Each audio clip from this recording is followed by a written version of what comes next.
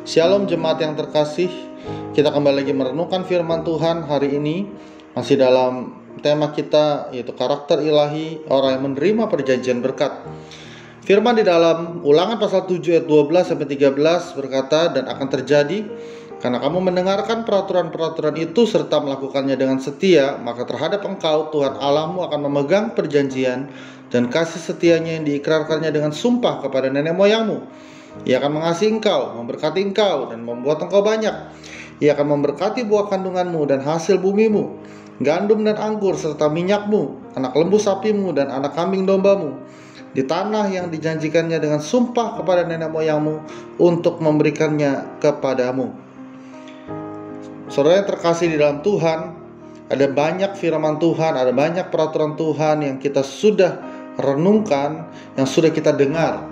Sama seperti bangsa Israel, di mana melalui hambanya Musa mereka telah banyak menerima petunjuk Tuhan, arahan-arahan dari firman Tuhan untuk mereka melakukan firman.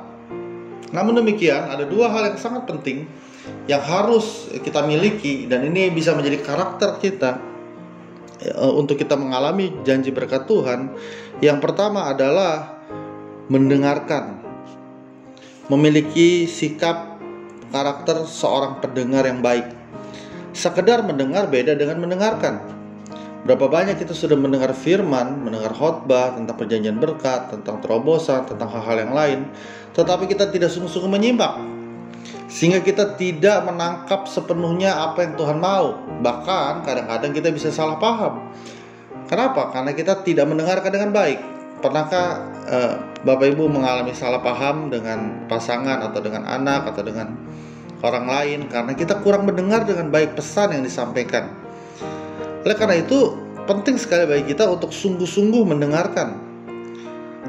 Mendengarkan itu adalah satu sikap yang baik, satu sikap yang rendah hati, karena dia mau menerima sesuatu yang Tuhan ajarkan, yang diajarkan oleh hamba-hamba Tuhan. Mari kita belajar menjadi pendengar yang baik. Sebelum kita berbicara, lebih baik kita belajar menjadi pendengar yang baik. Pahami setiap pesan Tuhan dengan baik, dalam kepekaan kita dengan Roh Kudus. Dan yang kedua, melakukannya dengan setia.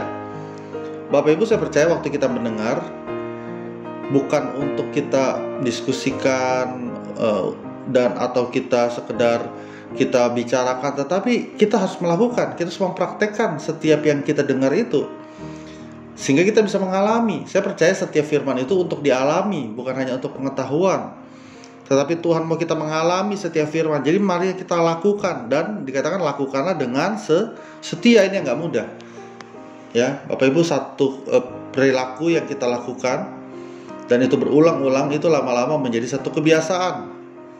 Dan kalau kebiasaan itu terus berulang-ulang, lama-lama menjadi satu tabiat atau karakter. Apa yang kita biasakan?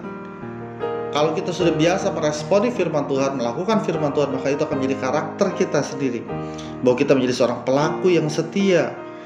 Setia dengan firman, setia dengan kebenaran yang daripada Tuhan.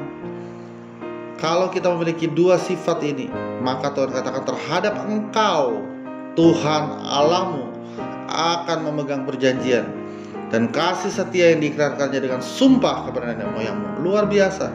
Tuhan tidak mungkin ingkar janji. Tuhan pasti memberkati kehidupan kita. Di ayat ke-13, Ia akan mengasihi engkau, memberkati engkau, dan membuat engkau banyak. Bapak Ibu, tiga hal ini mari kita amini dalam kehidupan kita. Tuhan mengasihi kita, Tuhan memberkati kita, dan membuat kita menjadi banyak. Dan ini yang menjadi janji Tuhan bagi kita. Mari kita memiliki karakter seorang pendengar yang baik, belajar mendengarkan dengan sungguh-sungguh.